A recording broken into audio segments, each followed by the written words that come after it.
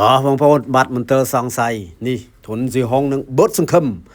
បាទធនស៊ីហុងអូលោកឆ្វេងលោកស្ដាំទៅវិញទៅមកបាទធនស៊ីហុងបោះដៃមកចំណែកបត់សង្ឃឹមបោះជង្គង់វែងចូលធុងទឹកធានាអូយបាទត្រង់នេះហើយធ្វើឲ្យធនស៊ីហុងដួលទៅលើតា2តែម្ដងពុកម៉ែបងប្អូនបាទ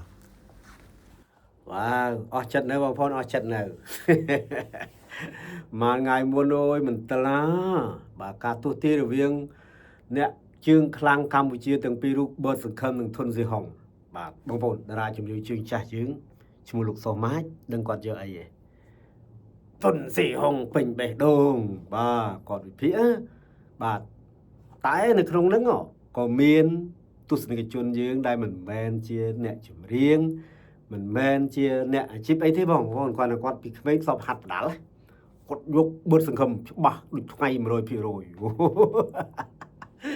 អូអញ្ចឹងលទ្ធផលយើងឃើញហើយថាបឺតសង្ឃឹមឈ្នះធនស៊ីហុងបាទឈ្នះធនស៊ីហុងបាទខ្សែក្រវ៉ាត់បានទៅលើក្លឹបគ្រូធនសុភាហើយទឹកពីបងប្អូនមើលមានឃើញទេ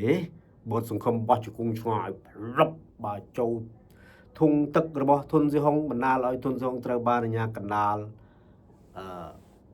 រាប់ហើយប្រមូលរាប់ហើយបាទរាប់ទឹកពី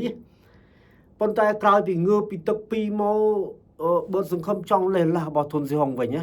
បាទអានឹងភ្នែកយើងមើលទាំងអស់គ្នាបងប្អូនណាដូច្នេះលទ្ធផលបងប្អូនឃើញហើយបងប្អូនមិនបាច់ធ្វើការវាប្រហារ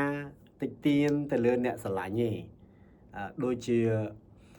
អ្នកចម្រៀងលោកស្រឡាញ់អ្នកនេះបងប្អូនយើងស្រឡាញ់អ្នកនោះការវិភាគចេះចុះសពបែបយ៉ាងមិនបាច់ថាអូចេះមួយចេះពីរនេះវាជាគេហៅថាក្តីស្រឡាញ់បាទក្តីស្រឡាញ់ដូចខ្ញុំបងប្អូនបាច់ជ្រាបនេះខ្ញុំចាញ់កាហ្វេមួយកែវតោះបាននេះយើងមើលគាត់ជ័យមកពីកោះកុងវិញប៉ាវកាហ្វេគាត់មួយកែវខ្ញុំចាញ់ដែរខ្ញុំយកធនស៊ីហុងបាទប៉ុន្តែមិនមែនមានន័យថាយើងស្អប់បិទសង្ឃឹមទេណាបងប្អូនណាស្រឡាញ់ដូចគ្នាប៉ុន្តែថាយើងវាមានចំណុចទឹកចិត្តមួយថាឃើញធនស៊ីហុងក្មេងកំពុងតឡើងជើងអីចឹងទៅក៏សម្រេចចិត្តយកធនស៊ីហុង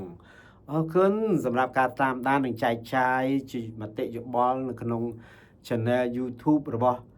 សម្បត្តិគុណខ្មែរដែលខ្ញុំបានធ្វើការផ្សព្វផ្សាយនេះបងប្អូនជួយ Subscribe Channel ខ្ញុំហើយនឹងចុចរូបកណ្ដឹងឲ្យបានច្រើននិងចូលរួមបញ្ចេញយោបល់ផងដើម្បីឲ្យ Channel មួយនេះคล้ายទៅជា Channel មួយបំរើឲ្យវិស័យគុណខ្មែរពេញបេះដូងបាទជំរាបលា